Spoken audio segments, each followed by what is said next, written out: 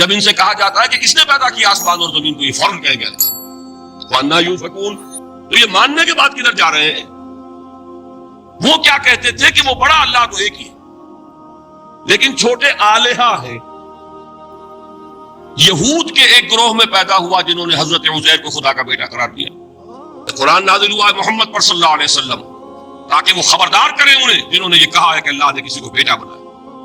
یہ جو ان کی دیویاں تھیں یہ مؤنث، لات، عزا، منات، ہمیشہ ٹاپ پر ایک خدا کو مانتے ہیں،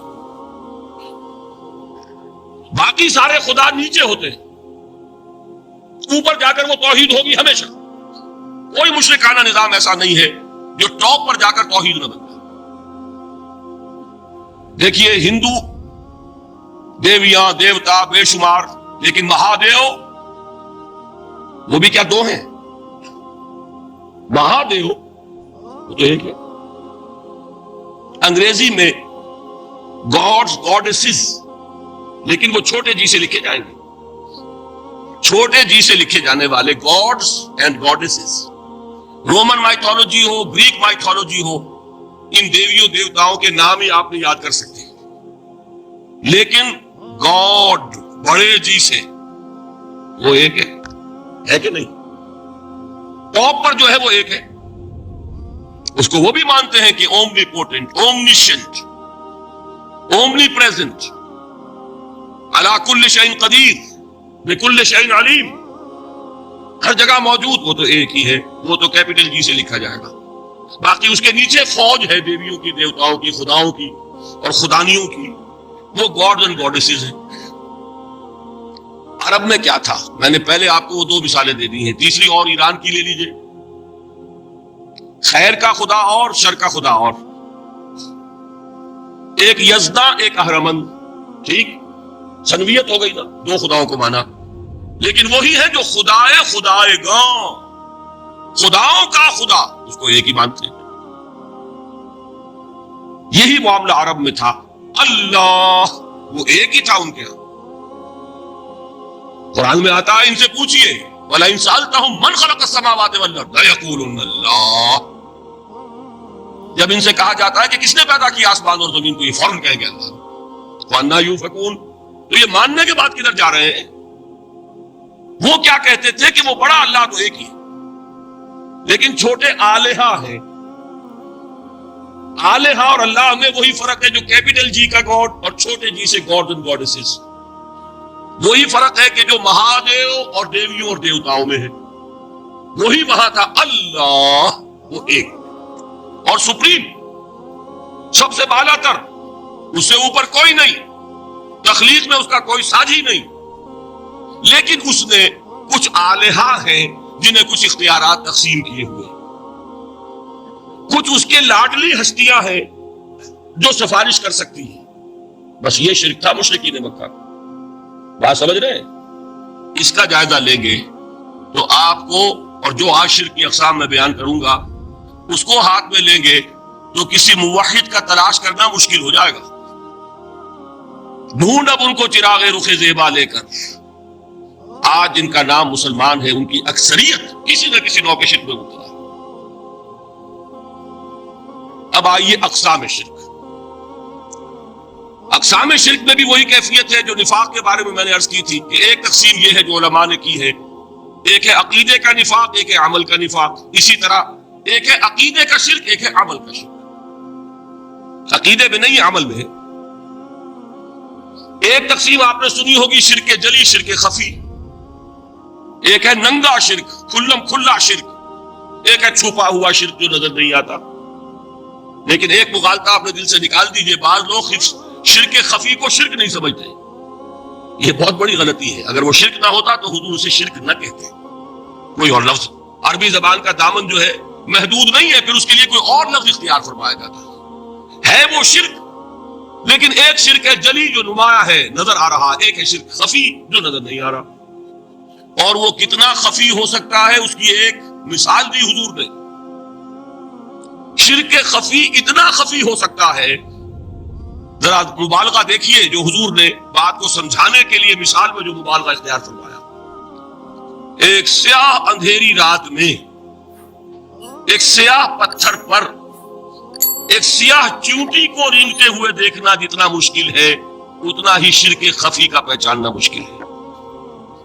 بتائیے، آپ نے فرمایا انا افصح العرب، میں عرب کا فصیح ترین انسان ہوں. اس سے آگے کوئی مثال دی جا سکتی ہے؟ اندھیری رات، تاریک رات، پتھر سیاہ، چیونٹی سیاہ، کون دیکھ سکتا؟ جتنا اس کو دیکھنا ناممکن ہے اتنا ہی شرک خفی کا پہچاننا مشکل ہے. گویا کہ اس سے تو اللہ ہی بچائے گا تو انسان بچے گا. ایک آخری بات تمہیداً اور عرض کر دوں، پھر میں چلوں گا اقسام پر. میری جو باتیں آپ کے سامنے آئی اس سے ایک منطقی نتیجہ نکلتا ہے. کوئی شخص اگر حقیقتاً شرک سے بچ جائے، واقعتاً شرک سے بچ جائے، ہر قسم سے بچ جائے، اس سے بھی اوپر کوئی انسان ہوگا. گویا کہ یہ آخری منزل ہے. یا یوں کہیے کہ جس شخص کے بارے میں اللہ تعالیٰ یہ مان لے کہ میرا یہ بندہ شرک سے بری ہے، اس سے بڑی سند کوئی ہے؟ دی ہائیسٹ ٹیسٹیمونیل، سب سے بڑی سند، سب سے بڑی تعریف جو بندے کی ہو سکتی ہے وہ کیا ہے؟ یہ مشرک نہیں. یہی وجہ دیکھیے آپ قرآن مجید میں حضرت ابراہیم کے ذکر میں دیکھیں گے. ابراہیم کا مقام کیا ہے؟ خلیل اللہ، ابو الانبیاء، امام الناس. تین نسبتیں ہیں، تینوں بڑی عظیم. اللہ کے ساتھ نسبت کیا ہے؟ خلیل. واتخذ اللہ ابراہیم خلیلا. ابو الانبیاء، کتنے نبی ہیں ان کی نسل میں؟ اسحاق اور اسماعیل سے چلیے، پھر یعقوب اور یوسف، اور پھر چلیے موسیٰ اور ہارون، اور پھر چلیے سارے انبیاء بنی اسرائیل کے، حضرت عیسیٰ، پھر یہاں تک کہ محمد رسول اللہ کس کی اولاد ہے؟ ابراہیم کی. ابو الانبیاء. اور نمبر 3، انی جاعلک للناس اماما، امام الناس. اور قرآن میں جو سب سے بڑی سند انہیں دی جاتی ہے وہ کیا؟ وما کان من المشرکین. وہ ابراہیم مشرکین میں سے نہیں تھے. معلوم ہوا کہ یہ سب سے بڑی سند ہے، سب سے بڑا سرٹیفکیٹ ہے، سب سے بڑا ٹیسٹیمونیل ہے جو اللہ کی طرف سے کسی کو مل جائے. میں جو اقسام شرک بیان کرنا چاہتا ہوں تو میری تقسیم ذرا مختلف ہے. اب وہ ذرا اپنے ذہن میں وہ نقشہ بنا لیجئے، آپ بنایا کرتے ہیں. ایک اس کو پھر 3 میں تقسیم کیجئے. شرک کی 3 بڑی بڑی قسمیں ہیں. شرک فی الذات نمبر 1، شرک فی الصفات نمبر 2، شرک فی الحقوق نمبر 3. اور یہ میں عرض کر دوں آپ سے پہلے ہی، یہ مضمون بہت طویل ہے. میں آج صرف یہ کروں گا کہ خاکہ مکمل کر دوں. اب اس خاکے میں رنگ بھرنا، وہ تو ایک موضوع پر شرک فی ذات پر پوری تقریر ہونی چاہیے، شرک فی صفات پر ہونی چاہیے. ایک گھنٹے کے میرے 6 کیسٹ ہیں اللہ کے فضل و کرم سے، جو کئی سال سے وہ پھیل رہے ہیں. 6 گھنٹے میں میں نے ان چیزوں کو بیان کیا. وہ موجود ہوں گے، لیکن آج وہ خاکہ ذہن میں بنا لیجیے، اور کچھ آپ کو الجبرے کے فارمولے ہاتھ میں آ جائے تاکہ خود آپ میں صلاحیت پیدا ہو جائے پرکھنے کی کہ اس فارمولے کو اپلائی کر کے دیکھ لیں یہ شرک ہے یا نہیں. یہ 2 کام تو میں انشاءاللہ آج کر دوں گا، آپ مطمئن رہیں. باقی یہ کہ تفصیل تو ہر سلسلے میں تفصیل پھر بہت ہوگی. وہ شوق ہو تو وہ کیسے آپ سنیے. تو 3 تقسیمیں ہو گئی. شرک فی ذات، اللہ کی ذات میں کسی کو شریک کر دینا، یہ سب سے زیادہ نمایاں، سب سے زیادہ جلی، سب سے زیادہ عریاں، اور اللہ تعالیٰ کو سب سے زیادہ مبغوض اور ناپسند شرک. شرک فی صفات نمبر 2، یہ ایک علمی مسئلہ ہے جس میں آدمی ٹھوکر کھا جاتا ہے اگر محتاط نہ ہو. بڑے سے بڑے آدمی کو ٹھوکر لگ جائے گی.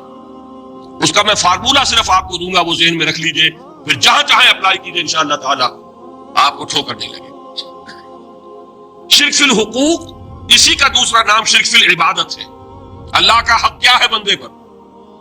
بندہ اللہ کی عبادت، لیکن اس کو 5 اس کے مظہر ہے، ان میں گن کر بتا دوں گا کہ یہ شرک فی العبادت ہے. شرک فی العبادت کی اکثر شکلیں وہ ہیں کہ جو عملی شرک علماء جسے کہتے ہیں، اور اس کی شکلیں وہ ہو جائیں گی جن کو شرک خفی کہتے ہیں. تو سب سے جلی شرک فی ذات، سب سے خفی شرک فی الحقوق یا شرک فی العبادت. درمیان میں ایک علمی اعتبار سے مسئلہ ہے شرک فی صفات کا۔ اب آئیے سب سے پہلے شرک فی ذات، اس کی دو قسمیں، اب اس کو تقسیم کیجئے دو میں۔ ایک قسم جو زیادہ جلی ہے، زیادہ عریاں ہے، زیادہ ننگی ہے، یہ عجب ستم ظریفی ہے تاریخ کی کہ وہ ان قوموں میں پیدا ہوئی جو اپنا تعلق رسولوں سے جوڑتی ہے، یا کہ کسی کو خدا کا بیٹا بنا دینا، بیٹی بنا دینا۔ اب ظاہر بات ہے بیٹا بیٹی بنا دینا بالکل ہم پلہ کر دیا کہ نہیں؟ نو وہی ہو گئی کہ نہیں؟ دیکھیے غور کیجیے، گدھے کا بیٹا گدھا ہوگا، گھوڑے کا گھوڑا ہوگا، خدا کا خدا ہوگا۔ انسانوں میں آ جائیے، سید کا بیٹا سید ہوگا، مغل کا بیٹا مغل ہوگا۔ یہ بالکل ہم کفو بنا دینے والی بات ہے، بالکل ہم پلہ، ہم جنس، ہم نوع۔ یہ بدترین شرک ہے، اور آپ کو معلوم ہے یہ شرک ان میں پیدا ہوا؟ یہود کے ایک گروہ میں پیدا ہوا جنہوں نے حضرت عزیر کو خدا کا بیٹا قرار دیا۔ قالت الیہود عزیر ابن اللہ۔ سب سے زیادہ پیدا ہوا عیسائیوں میں جنہوں نے حضرت مسیح کو خدا کا بیٹا قرار دیا، اور واقعہ یہ ہے کہ اس گمراہی میں ان سے آگے کوئی نہیں جا سکتا۔ ان بدبختوں نے یہاں تک صراحت کی ہے کہ مسیح خدا کا صلبی بیٹا ہے، اس لیے کہ دو لفظ آتے ہیں، ایک ہوتا ہے ابن، ایک ہے ولد، ان میں ذرا فرق ہے۔ ابن کا لفظ عربی زبان میں کسی اور سینس میں بھی استعمال ہوتا ہے۔ ابن السبیل کسے کہتے ہیں؟ مسافر کو، کہ کیا وہ مسافر اور کیا وہ رستے کا بیٹا ہوتا ہے، سبیل کا بیٹا؟ ابن الوقت کسے کہتے ہیں؟ اپارچونسٹ۔ ابن الوقت کوئی اصول نہیں، گنگا گئے تو گنگا رام اور جمنا آئے تو جمنا داس، یہ کیا ہے؟ ابن الوقت۔ لیکن ابن کے معنی جو ہے وہ بیٹے کے بھی ہے، تو تعویل ہو سکتی ہے، لیکن انہوں نے ولد کہا ہے۔ ولد کسے کہتے ہیں؟ صلبی بیٹے۔ یہ بدترین شرک ہے۔ یہی وجہ ہے کہ قرآن مجید میں آپ دیکھیں گے کہ جتنا غضب اللہ کا ان پر بھڑکا ہے اس عقیدے پر، وَيُنذِرَ الَّذِينَ قَالُوا اتَّخَذَ اللَّهُ وَلَدًا۔ اگر یہ ویڈیو آپ کو اچھی لگی ہے تو آپ کائنڈلی ریالٹی سپیک کو سبسکرائب کریں، ویڈیو کو لائک کریں اور کمنٹ میں جزاک اللہ لکھیں، تاکہ ہمیں اس طرح کے موٹیویشن ملتے رہیں اور ہم آپ کو اس طرح کی ویڈیو شیئر کرتے رہیں۔ جزاک اللہ خیر۔ یہ قرآن نازل ہوا ہے محمد پر صلی اللہ علیہ وسلم تاکہ وہ خبردار کریں انہیں جنہوں نے یہ کہا ہے کہ اللہ نے کسی کو بیٹا بنایا۔ یہ سورہ کہف میں ہے، اور اگلی سورت سورہ مریم میں تو ایسا غضب اللہ کا ظاہر ہوتا ہے، وَقَالُوا اتَّخَذَ الرَّحْمَنُ وَلَدًا لَقَدْ جِئْتُمْ شَيْئًا إِدًّا تَكَادُ السَّمَاوَاتُ يَتَفَطَّرْنَ مِنْهُ وَتَنشَقُّ الْأَرْضُ وَتَخِرُّ الْجِبَالُ هَدًّا أَن دَعَوْا لِلرَّحْمَنِ وَلَدًا وَمَا يَنبَغِي لِلرَّحْمَنِ أَن يَتَّخِذَ وَلَدًا۔ انہوں نے کہا کہ رحمان نے کسی کو بیٹا بنایا۔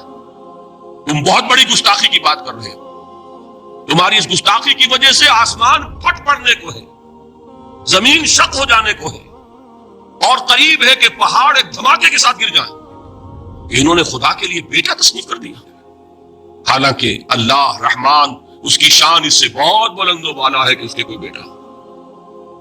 اس کی وجہ بھی سمجھ لیجئے کہ بیٹے کی ضرورت کسے ہوتی ہے؟ جو خود فانی ہو۔ کیوں ہے آپ کو طلب بیٹے کی؟ ہم نہ ہوگے ہمارا نام زندہ رہے گا، یہ ایک اٹرنل ہونے کی خواہش ہے، انہیرنٹ، نام چلے گا۔ اسی لیے بیٹی سے آدمی سمجھتا ہے کہ نام نہیں چلتا۔ یہ طلب جو ہے بیٹے کی کیوں ہے؟ بیٹے سے نسل چلتی ہے۔ اس کی ضرورت کس کو ہے؟ جو خود فانی ہے۔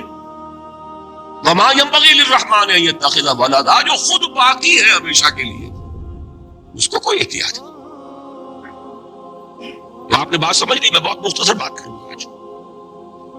اسی طریقے سے حضرت ابراہیم کی نسل سے تھے جو مکے کے لوگ اور عرب کے لوگ، بنی اسماعیل، جو موحد کامل تھا ابراہیم، جس کو اتنی مرتبہ سند ملی وما کان من المشرکین، ان کی نسل میں وہ لوگ تھے جنہوں نے فرشتوں کو خدا کی بیٹیاں بنا دیا۔ یہ جو ان کی دیویاں تھیں یہ مؤنث، لات، عزا، منات، یہ سب کیا مؤنث نام ہے. انہوں نے یہ کہا کہ فرشتے جو ہیں وہ خدا کی بیٹی ہیں. اصل میں عقیدہ کیسے ہوتا ہے؟ انہوں نے کہا بڑے لاڈلے ہیں، لاڈلی ہوتی ہے بیٹی بہت زیادہ، تو یہ خدا کی بیٹیاں ہیں. ہوتے ہوتے ان کا یہ عقیدہ ایسا پکا ہوا کہ بجائے استعارے کے اب انہوں نے حقیقت بنا دیا یہ خدا کی بیٹی ہے. ان پر قرآن مجید نے کئی جگہ پر ذرا ایک لطیف انداز میں تنزیہ پیرائے میں بھی کہا ہے کہ بھائی تم نے خوب کیا، انہوں نے الاٹ کیا تو بیٹا تو کیا، تم نے اللہ کو الاٹ کی تو بیٹیاں کی جو تمہیں خود پسند نہیں. الکم البنون، تمہارے لیے بیٹے ہوں، وَلَهُ الْبَنَاتُ، اور اس کے لیے بیٹیاں. یہ تو ذرا ایک لطیف انداز ہے، تنزیہ پرایا ہے. لیکن ان تینوں کو اب آپ ایک جگہ کر لیجئے. بیٹا بیٹی قرار دینے کا شرک، یہ کیا ہے؟ شرک فی الذات، ہر اعتبار سے اللہ کا مثل بنا دینا، ہم کفو بنا دینا، ہم پلہ بنا دینا، ذات میں شریک کر دینا. یہ بدترین شرک ہے. یہی وجہ ہے دیکھیے قرآن مجید کی عظیم ترین سورت کون سی ہے؟ سورہ اخلاص، جو ایک تہائی قرآن کے مساوی حضور نے قرار دیا، جس کو سنو سے قرآن کے مساوی، وہ در حقیقت اسی شرک کی نفی پر ہے. قل هو اللہ احد اللہ الصمد لم یلد ولم یولد ولم یکن له کفوا احد. یہی آیا اس میں سورہ بنی اسرائیل کی آیت آخری میں نے سنائی تھی، وَقُلِ الْحَمْدُ لِلَّهِ الَّذِي لَمْ يَتَّخِذْ وَلَدًا. کہو کہ کل شکر اور کل تعریف اس اللہ کے لیے جس نے کسی کو اپنا بیٹا بیٹی نہیں بنایا.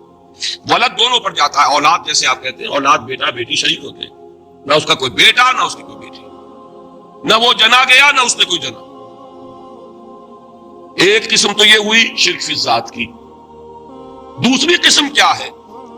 یہ ان مذاہب میں ہوئی ہے جو نبیوں اور رسولوں کی طرف نسبت نہیں رکھتے بلکہ فلسفیانہ مذاہب ہیں. ہندوستان کے اکثر مذاہب فلسفیانہ ہیں. فلسفیانہ مذاہب میں یہ شرک فی الذات کس شکل میں پیدا ہوا؟ دو شکلیں پیدا ہوئی. ایک ہماؤست اور ایک حلول. حلول کیا ہے؟ اللہ نے کسی انسان کے اندر اپنے آپ کو حل کر دیا،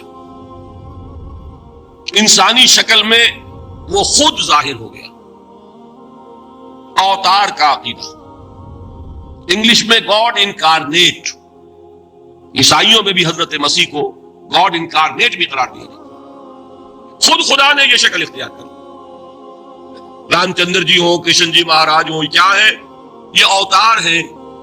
اللہ نے ان میں حلول کیا یا اللہ نے ان کی شکل میں ظہور کیا. سمجھ میں آگے؟ اور ایک عقیدہ کیا ہے؟ یہ بڑا فلسفیانہ مسئلہ ہے، دیکھیے بڑا ٹیڑھا مسئلہ ہے یہ، لیکن میں اس وقت اس کی تفصیل میں نہیں جاؤں گا، بہت باریک باتیں ہو جائیں گی. مسئلہ کیا ہے کہ اگر خدا کو مان لے تو پھر سوال یہ ہے کہ خدا نے اس کائنات کو کیسے پیدا کیا. یہ ایک سوال آتا ہے ذہن میں، جس کے نہیں آتا وہ کہے گا پاگل پن ہے، خامخواہ اس پر کیوں سوچتے ہیں. لیکن جس کے ذہن میں سوال آ گیا اس کے لیے بڑی مصیبت ہو جاتی ہے. وہ تو سوچتا ہے انسان کا اختیار نہیں ہوتا اپنے ذہن پر، وہ لاکھ رو کے اسے مت سوچو، وہ اور سوچے گا. یہ مصیبت ہے فلسفیوں کی.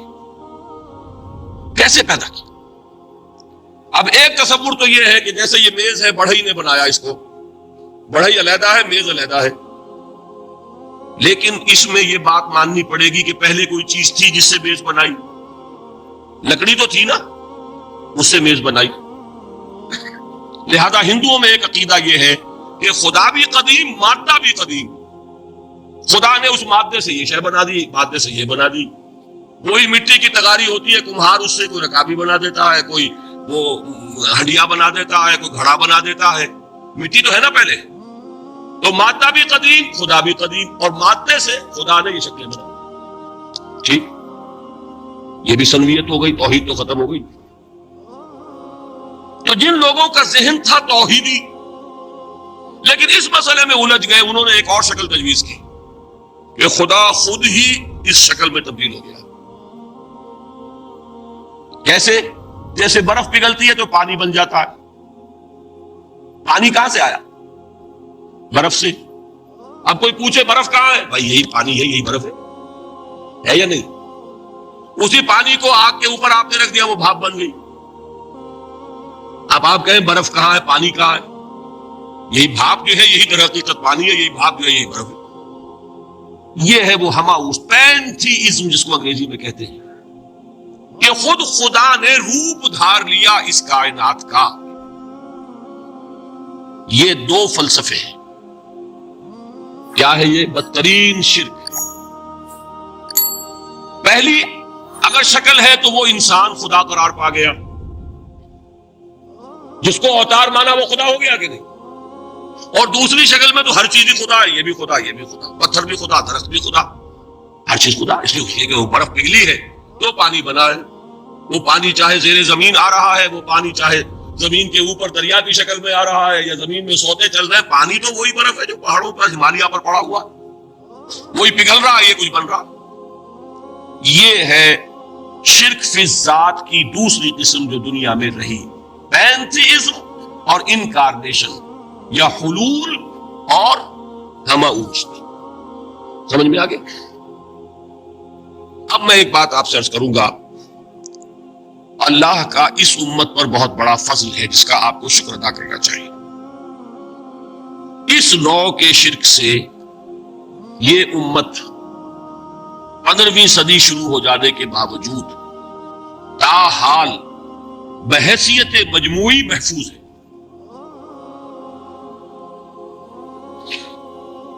میں نے بحیثیت مجموعی کہا ہے، کوئی افراد یا عوام الناس یا جوہلا یا شعراء یا نعت گو وہ مبالغہ آرائی میں کوئی بات کہہ دیتے ہو تو وہ علیحدہ بات ہے، لیکن مسلمانوں میں کوئی مستند فرقہ اور اس کے جو مستند عقائد ہیں ان میں الحمدللہ آج تک ایسی کوئی چیز ثابت نہیں۔ اس کا جب آپ تقابل کریں گے نا، آپ کا کیا خیال ہے عیسائیوں کو حضرت مسیح سے کتنی محبت تھی؟ اس کا تقابل کیجئے جو محبت مسلمانوں کو رہی حضور کے ساتھ، عیسائیوں کی محبت عشر عشیر نہیں بنے گی۔ اس محبت کے باوجود کہ ہمیں 10 گنا 100 گنا 1000 گنا زیادہ محبت ہے حضور کے ساتھ، لیکن دیکھیے کہ انہوں نے خدا کا بیٹا بنا دیا۔ یہاں کسی نے حضور کے بارے میں یہ بات آج تک کہی؟ یہ بہت بڑا کنٹراسٹ ہے نا۔ یہ در حقیقت عقیدت اور محبت کا غلو ہوتا ہے، تو عقیدت اور محبت کی کمی تو یہاں بھی نہیں، الحمدللہ ان سے زائد ہے، لیکن الحمدللہ ثم الحمدللہ ثم الحمدللہ خدا کا بیٹا تو کسی نے نہیں بنایا۔ اچھا میں ایک اور کنٹراسٹ آپ کو دکھاتا ہوں تاکہ آپ اللہ کا شکر کریں۔ حضرت علی کی کیا نسبت ہے حضور کے ساتھ؟ نبی اور امتی۔ حضرت علی کو خدا کہنے والے پیدا ہوئے کہ نہیں؟ بتائیے نا، کیا وجہ ہے کہ علی کو خدا کہنے والے پیدا ہوئے لیکن محمد کو خدا کہنے والا پیدا نہیں ہوا صلی اللہ علیہ وسلم ورضی اللہ تعالی عنہ؟ بہت اہم بات ہے، غور کیجیے گا اس میں۔ حالانکہ حضرت علی کا رتبہ کہاں، حضور کا کہاں؟ آج بھی آپ دیکھیے آپ کے جاہل عوام کے زبان پر نعرہ یا علی مدد کا ہوتا ہے، یا محمد مدد کسی نے کہا آج تک؟ یہ یا محمد لکھنے کے کام آتا ہے صرف، وہ مسجد پہ لکھ دو تاکہ پتہ چل جائے یہ فلاں فرقے کی مسجد ہے، دوسرا خود ہی بھاگ جائے وہاں سے۔ یہ صرف اس کام کے لیے ہے۔ باقی جہاں اصل میدان میں بات آتی ہے کوئی نعرہ لگاتا ہے یا محمد مدد، محمد کا رتبہ اونچا یا علی کا، تو ان سے کیوں نہیں مدد مانگی؟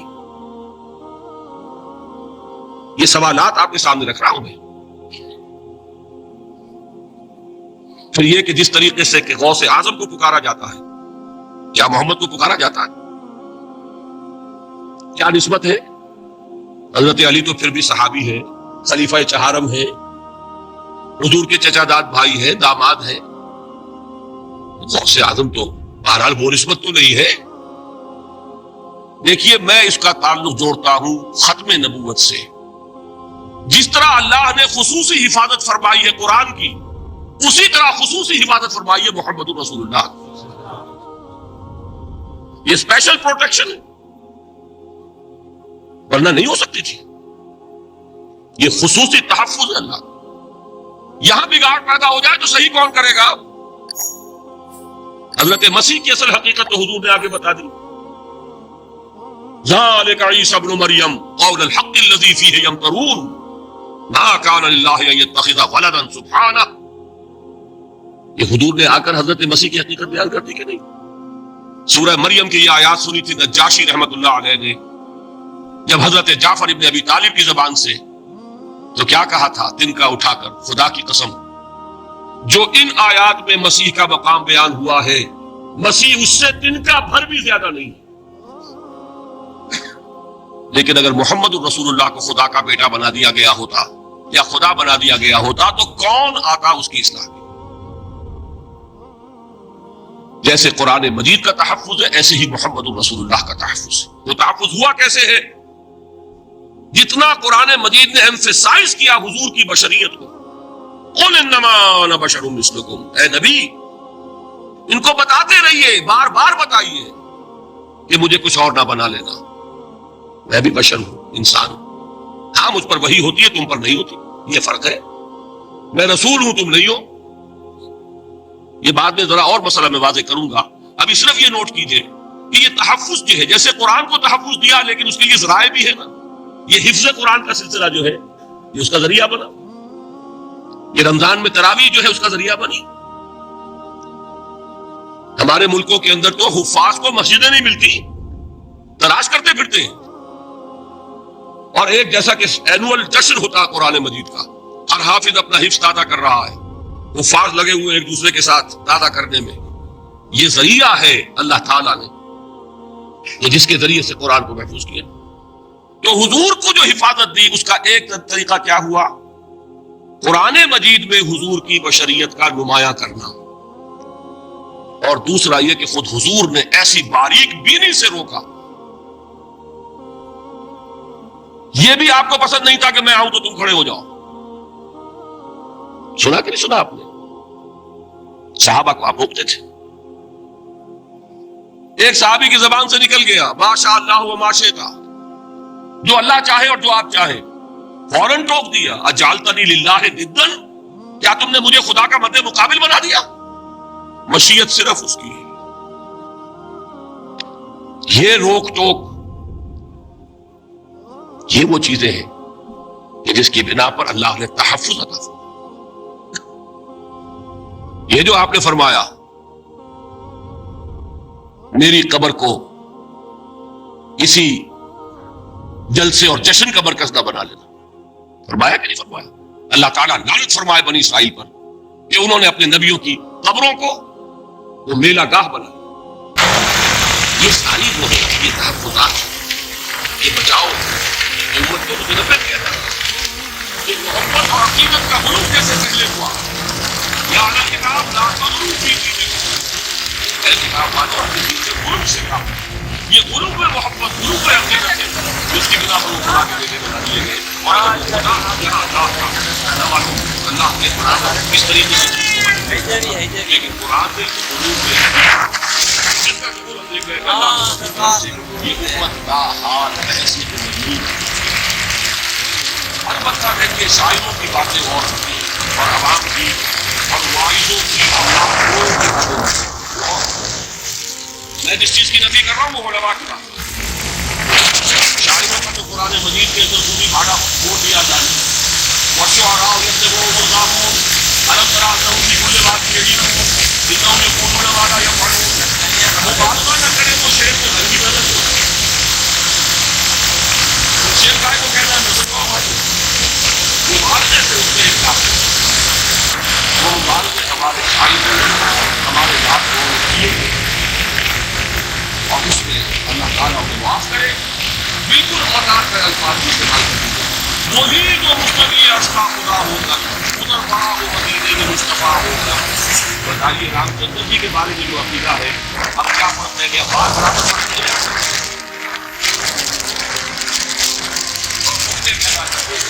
مدینے کی مسجد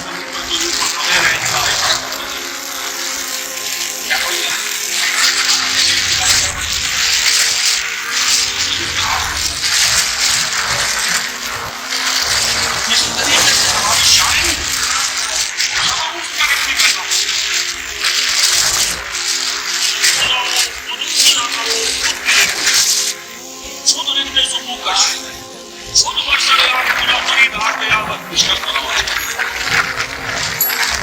وہ خود ہی خدا ہے خودے کا بنانے والا ہے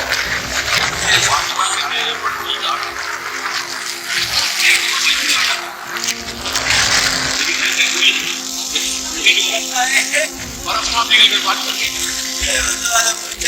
خود پودا ہو خود پودا کرو خود قلعے پودا خود رندے سے پوکش سبھی اس پورے میں شراب ڈال کے پیتا ہوں خود ہی مٹی ہے خود ہی وہ بنانے والا ہے خود ہی کھودا ہے خود ہی اس میں شراب ڈال کے اور خود ہی اس پورے کو توڑ کر اندر آتا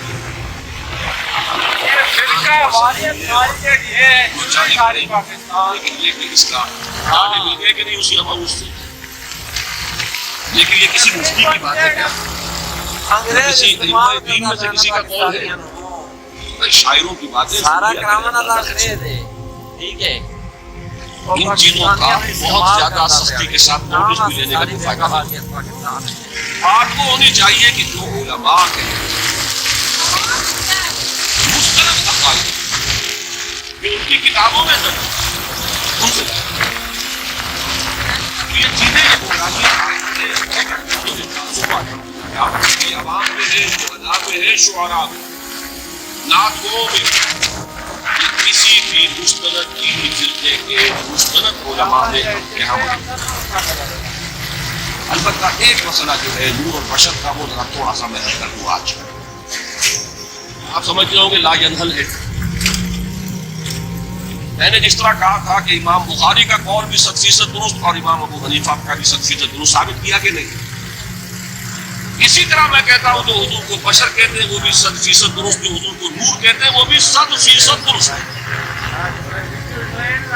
مطلب کیا ہے دیکھیے ہر انسان کے وجود کے دو حصے میں نے پہلے دن شاید بیان کیا تھا ایک ذاتی وجود اور اینیمل بینگ جو حیوان ہے ہمارا ایک وہ روح ربانی جس میں پھوٹی گئی آدم میں جب وہ روح پھوٹی گئی تب وہ مسجد بنائی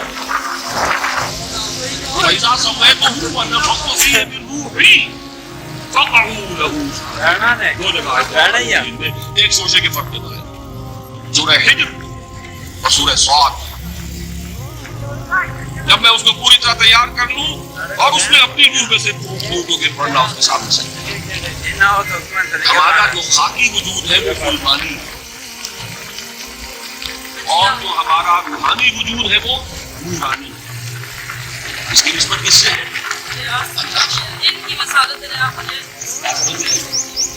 لیکن ہم نے اپنے اس نورانی وجود کو اپنے خاکی روحانی وجود میں دفن کیا ہوا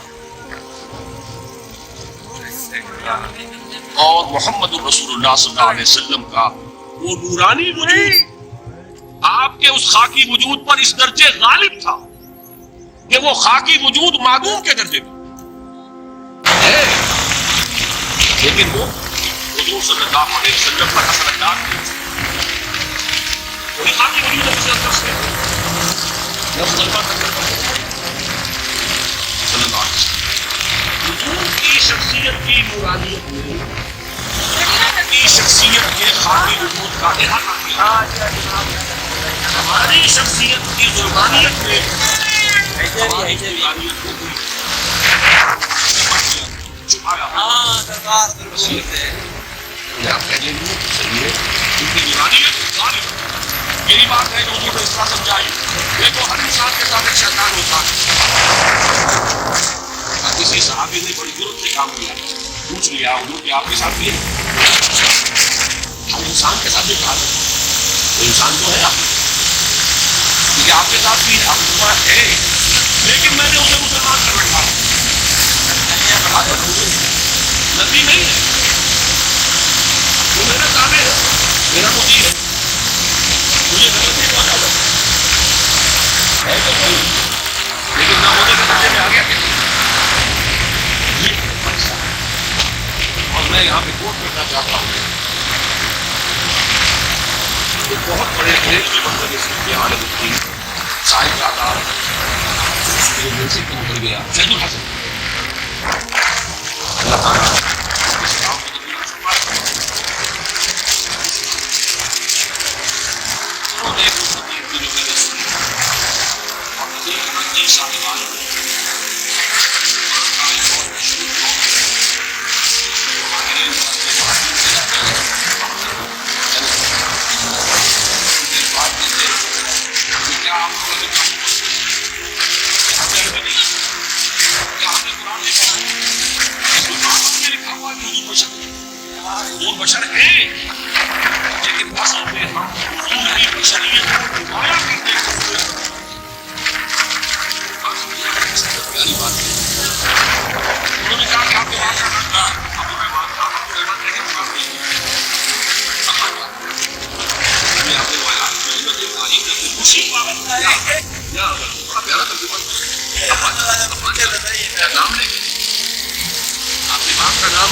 نام نہیں لیتے آپ کیوں؟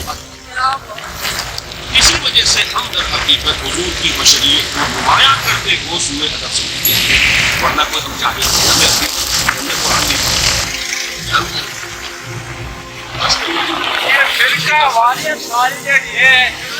بشرطے کی نیت حل کرنے کی۔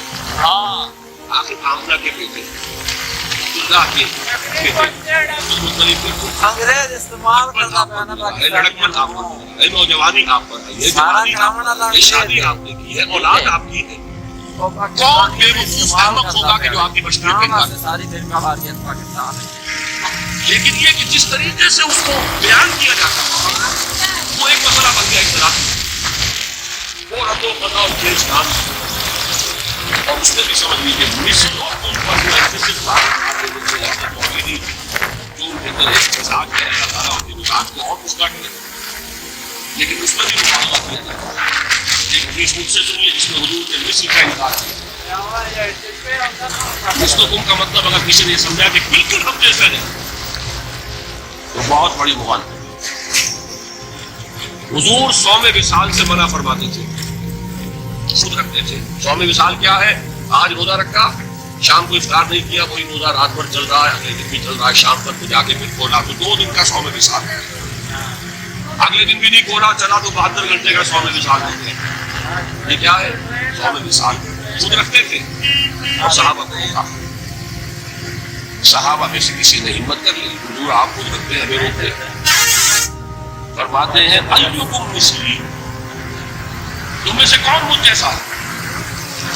ابھی تو عند ربی، میں تو اپنے رب کے پاس رات گزارتا ہوں، وہ مجھے کھلاتا ہے پلاتا ہے۔ بتائیے کون ہے جو اس کا دعویٰ کرے گا؟ آسائی سے حضور خود فرماتے ہیں تم صرف سامنے سے دیکھتے ہو، میں پیچھے سے بھی دیکھتا ہوں۔ کہاں ہوا وہ مثلیت؟ اگر آپ نے بالکل اپنے جیسا سمجھ لیا تو بڑے مخالف ہیں۔ نبی کا مقام ہے، نبی کا رتبہ ہے، نبی کے خصائص ہیں۔ آپ سو گئے تو آپ کی نیند آپ کی مدد کو ملے گی، کبھی سو گئے تو کہاں گئی مثلیت؟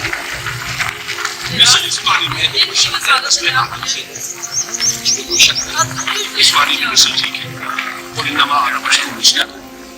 لیکن ہر اعتبار سے تمہیں سب سے بڑا فرق یہی ہے کہ وہی آ رہی ہے۔ معراج میں تشریف لے گئے ہیں، اس دنیا میں بیٹھے ہوئے بھی جنت کا مشاہدہ فرما لیتے ہیں، کرا دیا جاتا ہے، دوزخ کا مشاہدہ کرایا جاتا ہے، فرشتے کو دیکھ رہے ہیں، یہ چیزیں ہیں۔ اور پھر خصائص جیسا کہ میں نے عرض کیا کہ آپ پیچھے سے بھی دیکھتے ہیں۔ آپ کا معاملہ یہ ہے کہ آپ اگر سو جائیں تو آپ کا وضو نہیں کرتے، ساری چیزیں ان سب کو بیلنس کی تو معلوم ہوگا کہ آپ بشر بھی ہیں 100% درست، لیکن آپ کی وہ نورانیت، آپ سے راج منیر، ہدایت کا روشن چراغ، آپ کی جو روح انور ہے وہ آپ کے اس جسدی وجود پر اس طریقے سے حاوی ہے کہ گویا کہ اس نے اس کی ظلمانیت کو ختم کر کے رکھ دیا۔ اس معنی میں کوئی کہے نور مجسم تو مجھے کوئی اعتراض نہیں۔ یہ ہے ان چیزوں کو جمع کرنے کی شکل، خواہ مخواہ کی کھینچ تان کے سوا کچھ نہیں۔ بہرحال یہ پہلا حصہ ختم ہوا، شرک فی الذات۔ اب آئیے شرک فی الصفات۔ میں نے عرض کیا تھا کہ یہ ایک بڑا علمی مسئلہ ہے اور اس میں ٹھوکر لگ جاتی ہے۔ وجہ کیا ہے اس کو سمجھ لیں۔ بنیادی بات، ہماری زبان جو ہے وہ بہت محدود ہے۔ ہماری ہی زبان ہے جسے اللہ نے ذریعہ بنایا اپنی ہدایت کا، ورنہ ہمارے پلے نہ پڑتی بات، ظاہر ہے نا۔ لیکن ہماری زبان کی محدودیت ہے۔ اس محدودیت کا ایک مظہر یہ ہے کہ ہم جو الفاظ اللہ کے لیے بطور صفت استعمال کرتے ہیں وہی الفاظ مخلوقات کے لیے بھی کر لیتے ہیں۔ اللہ موجود، ہم بھی موجود، اللہ زندہ، ہم بھی زندہ، اللہ علیم، تو انسان علیم بھی علیم نہیں، علامہ بھی ہے کہ نہیں؟ یہ تو بڑا مبالغے کا لفظ ہے، انسان علامہ ہے کہ نہیں؟ اللہ دیکھتا ہے بصیر ہے، ہم بھی بصیر ہیں، اللہ سنتا ہے سمیع ہے، ہم بھی سنتے ہیں، اللہ کو قدرت حاصل ہے، کچھ ہمیں بھی حاصل ہے۔ ایک مکہ مارا تھا حضرت موسیٰ نے، جان نکال دی تھی کہ نہیں؟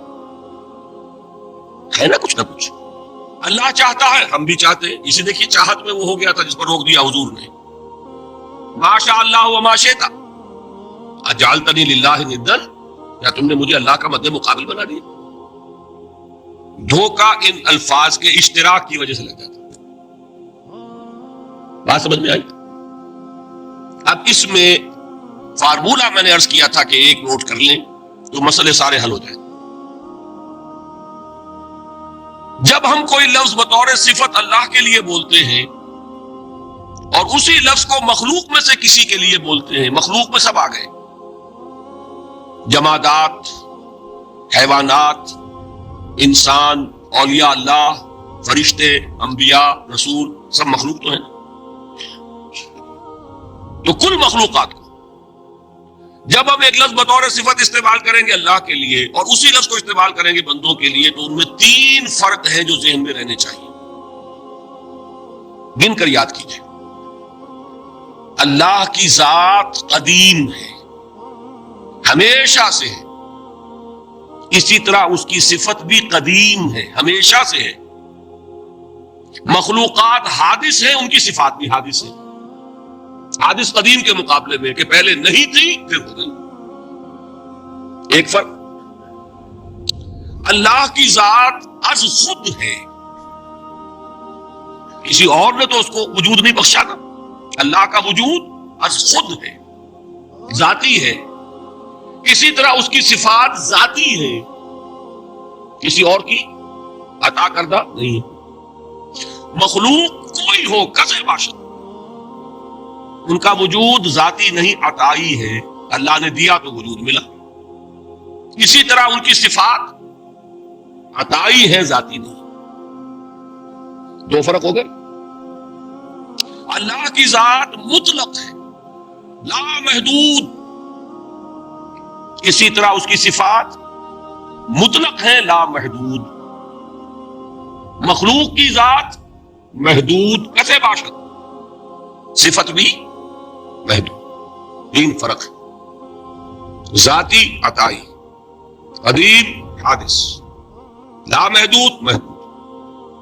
3 فرق ذہن میں رہیں تو جو صفت بھی آپ بولیں گے اس میں یہ تینوں باتیں ذہن میں رہیں۔